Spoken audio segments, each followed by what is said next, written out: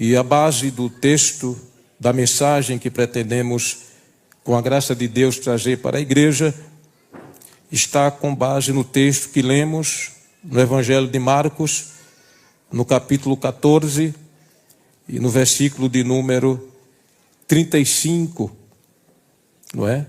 O texto sagrado diz: e tendo ido um pouco a mais adiante, prostrou-se em terra e orou para que, se possível, passasse dele aquela hora. Versículo 36.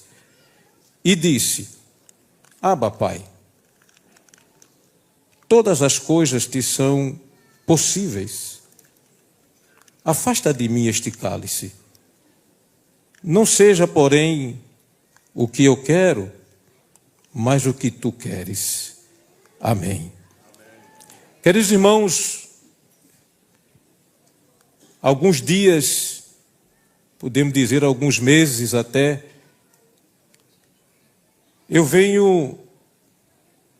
esta palavra tem me chamado a atenção, não é? E eu meditando nesta palavra, me chamou a atenção o que tanto incomodava o Senhor Jesus, a ponto dele pedir ao Pai que aquela hora passasse, a ponto dele orar ao Pai e dizendo: Abba, Pai, trazendo o sentimento de proximidade com o Pai, de carinho com o Pai, com essa expressão que ele usa. Os irmãos sabem que esse termo Abba é um termo aramaico que o Senhor Jesus usava para trazer uma expressão de mais aproximação do Pai. Ele disse: todas as coisas te são possíveis, Pai. Isto aqui é uma conversa entre o Filho e o Pai. E que conversa, não é? E que dois personagens extraordinários. O Pai, o Criador, o Senhor, Jeová. E o Filho, o nosso doce e querido Salvador, Jesus. Que por obediência ao Pai, ele veio a esta terra. Ele veio a esta terra para cumprir um propósito. Quando o anjo apresentou-se à Virgem Maria, ele disse que a criança que dela iria nascer seria o Salvador, Cristo, o Senhor. De forma que a missão de Jesus era salvar todos os seres humanos. E o que me chama a atenção é que o anjo que apresentou-se a Maria, em Mateus capítulo 1, versículo 21, diz de que Jesus veio nos salvar dos nossos pecados. Os pecados somos nós que cometemos, mas quem nos salva é o Senhor Jesus. E para ele nos salvar, ele teve que atender a determinação do Pai, o projeto que o Pai preparou para restaurar o ser humano caído. E o Senhor Jesus, como filho obediente, ele aceita o desafio. E o maior desafio de Jesus, ou a conclusão da obra de Jesus, estava a ir para o Gólgota, a ir para a cruz. Porém, meus irmãos, antes de chegar na cruz, ele passou pelo Getsemane, o Getsemane. E ali ele fez uma oração. E que nesta oração ele trouxe uma palavra de um sentimento profundo, de uma agonia tremenda, aonde os escritores sagrados, o evangelista Mateus, assim como o evangelista Marcos, e assim como o evangelista Lucas, narraram este fato, essa passagem bíblica, e cada um, dentro da sua perspectiva, enriqueceram a informação do que aconteceu no Getsemane.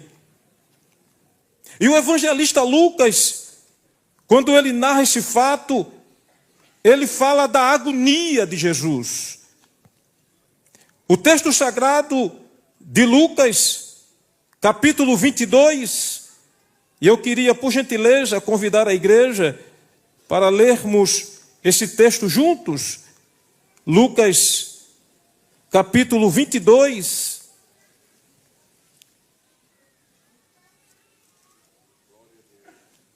Observe de que o Senhor, no versículo de número 39, e saindo foi como costumava para o Monte das Oliveiras, e também os seus discípulos o seguiram.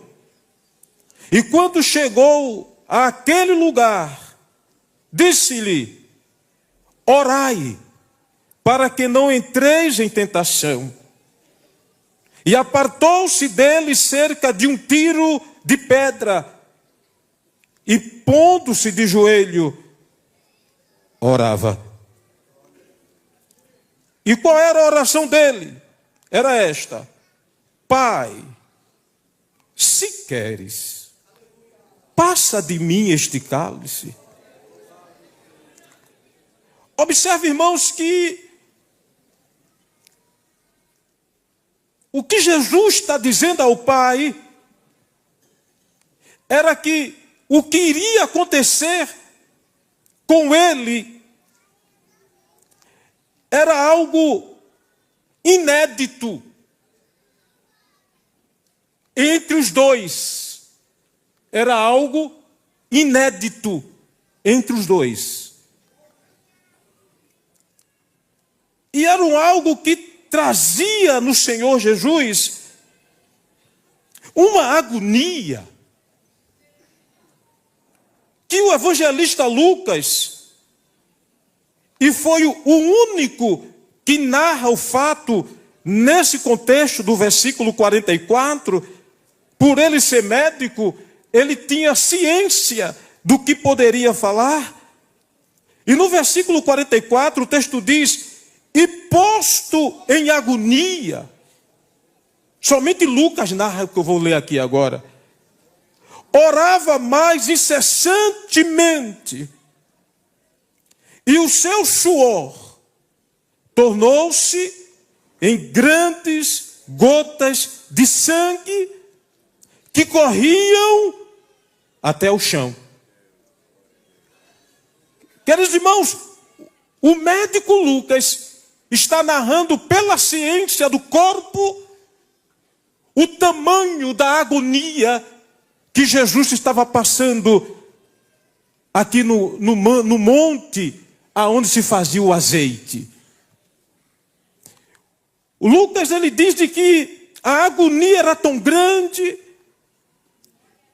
que o Senhor Jesus orava com tanta intensidade que o seu suor tornou-se em grandes gotas de sangue, e este sangue corria pelo chão. Era algo visível, nítido. Imagina os irmãos que naquela época, os judeus, ele usava roupões. e dar-nos ao entender de que era tanto sangue que Lucas disse que jorrava pelo chão. Agora, o que me chama a atenção na força desta agonia é que antes disto, o pai mandou um anjo para confortar o filho. Veja o versículo 43 de Lucas, por favor. Lucas 22, de 43. Aí diz o texto: e apareceu-lhe um anjo do céu. Olha, se é do céu, foi Deus que mandou.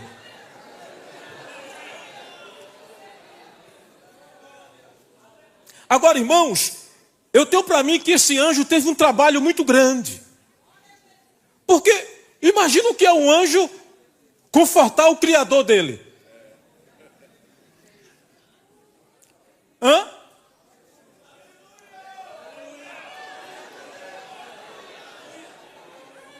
Aí vai um anjo para confortar Jesus. Olha, irmãos, quem não queria ser confortado pelo anjo? Mas entenda de que o conforto daquele anjo ainda foi pouco. Por conta da agonia que o Senhor estava sentindo. A Bíblia mostra que por 2 ocasiões, anjo aparece para confortar Jesus. Primeira ocasião está em Lucas capítulo 4, quando Jesus está no deserto e termina o jejum, aí os anjos vão e confortam o Senhor. E aqui no Gólgota, ou no Getsemane, o anjo aparece para confortar o Senhor, porque ele estava em agonia. E a agonia que ele passava era tão grande que Mateus narra que ele, Jesus, vai orar ao Pai em separado, uma distância de um tiro de pedra, como Lucas narra. Ele vai por 3 vezes. E todas as 3 vezes ele falava a mesma coisa. E o que era que ele falava? Pai, Abba, Pai, meu Pai querido, meu Pai amado, venha cá, meu Pai, deixa eu colocar aqui o meu ombro, a minha cabeça no seu ombro, para lhe contar uma história aqui do seu filho. Eu preciso lhe contar essa história, meu Pai. E qual é a história? Pai, eu sei, Pai, que tudo tu podes fazer. Então faça assim, meu Pai. Passa de mim esta hora. Aí quando ele diz isto, aí a consciência dele como Salvador chega. A Bíblia diz que é ponto e vírgula. Isso significa dizer que ele parou, respirou, refletiu no que disse e disse assim: ô Pai, faça a sua vontade. Faça a sua vontade. Para baixar minha ação.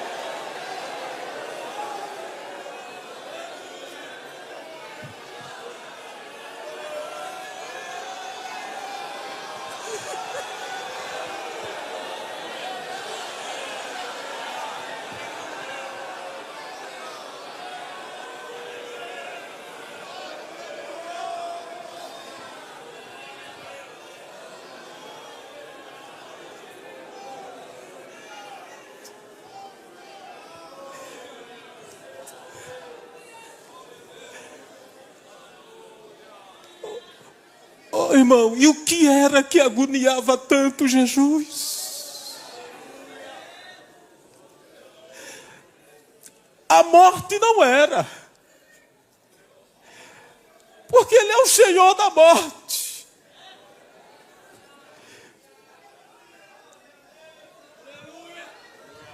A Bíblia diz que Ele se entregou à morte, porque se Ele não tivesse se entregue à morte, a morte não podia pegar Ele. Se Ele é o dono da vida, como é que a morte vai matar a vida.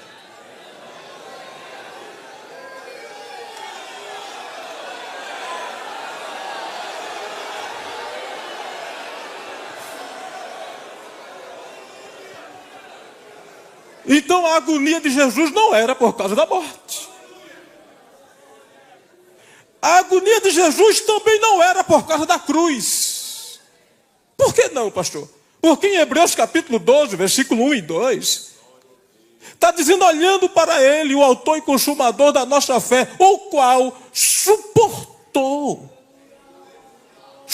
a cruz, pelo gozo que lhe estava proposto. Então a cruz para Jesus não era problema. Afinal de contas, e o que era que estava agoniando Jesus? Era uma coisa.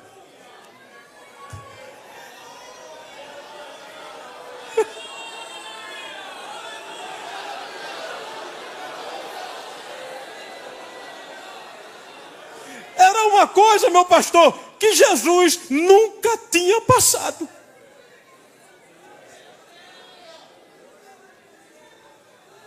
E o que era? Veja Marcos, Evangelho por Marcos, capítulo 15, versículo 34.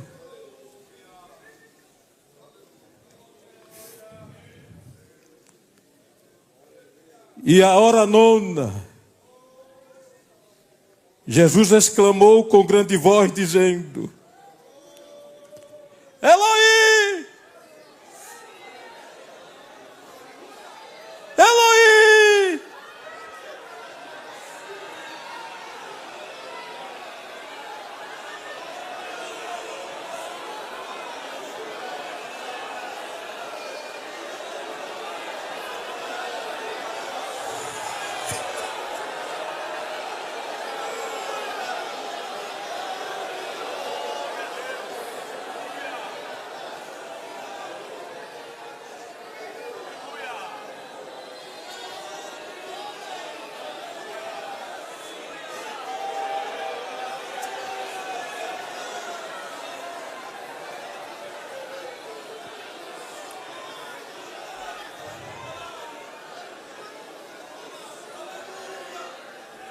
Eloi, Eloi, lama sabachthani, isto é, Deus meu, como quem diz, era isso que eu não queria.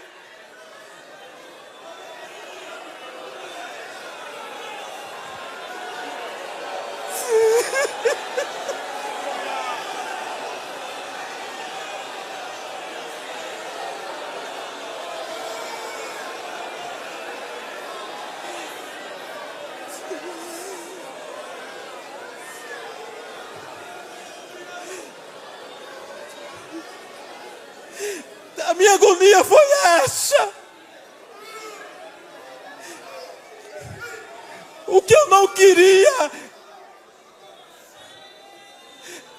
era sentir falta da tua presença. Eu não queria isso. Agora, por que me desamparaste?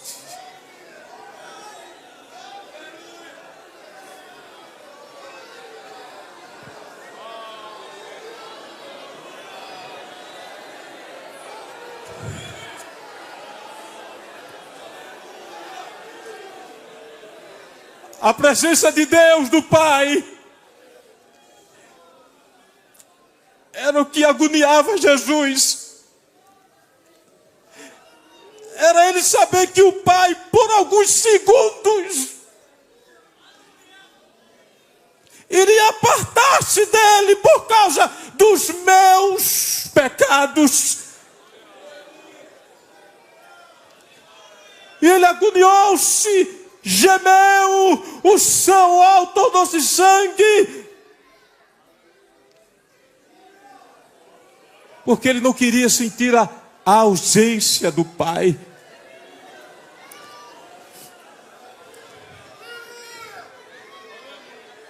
Só quem tem a presença do Pai